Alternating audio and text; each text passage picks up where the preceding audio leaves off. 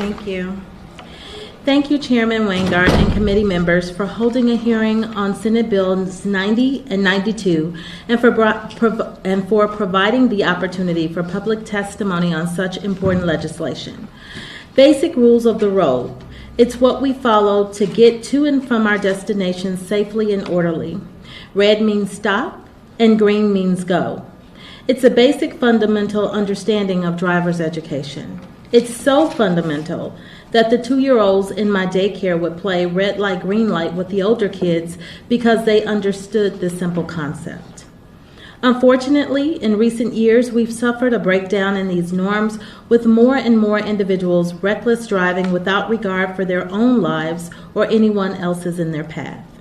Running red lights, stop signs, drag racing on residential streets, driving on sidewalks, as well as fleeing police at high rates of speed have become all too common occurrences, and my constituents, my community, and our city are paying the price for these poor-made decisions with their lives.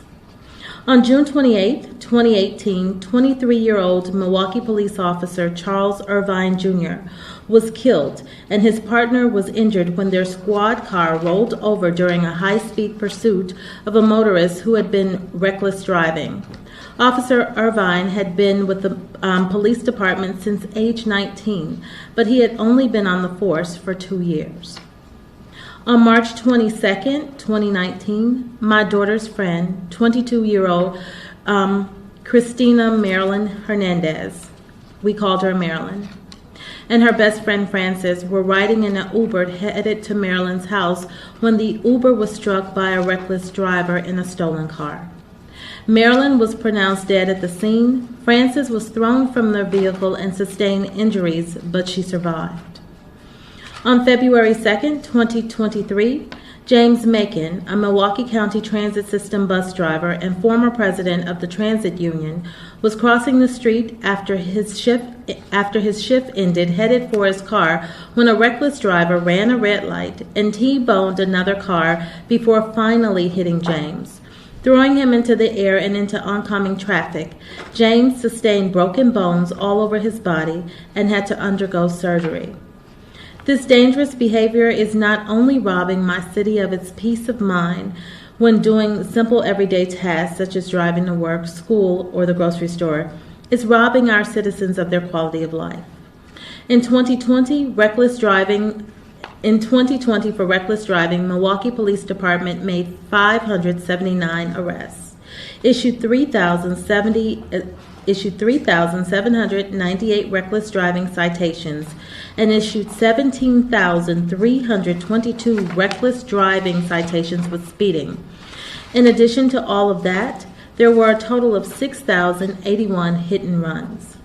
In 2021, they made 725 arrests, issued 4,873 reckless driving citations, and issued 29,252 reckless driving citations with speeding, with an additional 17,520 hit and runs.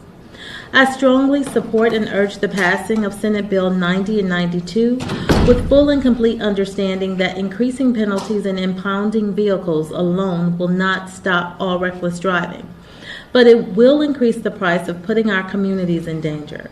I refuse to let lawlessness take away another innocent life and our city's quality of life, without me doing my part as an elected official. I believe these bills, in addition to other investments such as traffic calming, red light cameras, and pedestrian safety, have critical roles to play in helping reverse this alarming behavior that is consistently getting worse rather than better. I also hope we continue to come together on a bipartisan basis to improve public safety for all of Wisconsin families. And I also wanted to add that this is not a problem, I'm sure you know, that's just reserves itself to Milwaukee.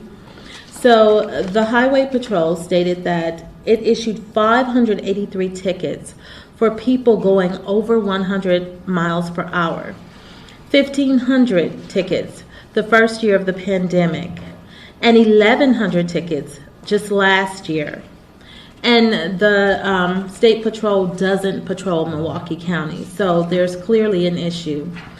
And Milwaukee County, we spent $1 million to start the TSU unit, but $19.5 million will be spent over the next 2 years to help improve public safety, especially for reckless driving. And now I'll turn it over to Abby. Good afternoon, Mr. Chairman and members of the committee.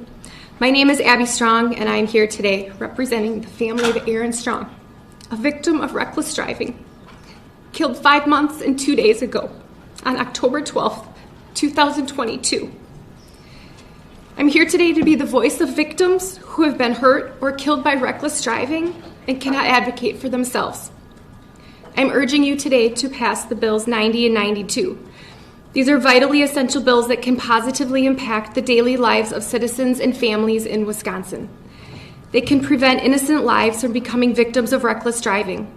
Additionally, these bills can lower the number of Wisconsin families, currently at 2,900, whom my family now joins in that number, from suffering undue pain from reckless driving.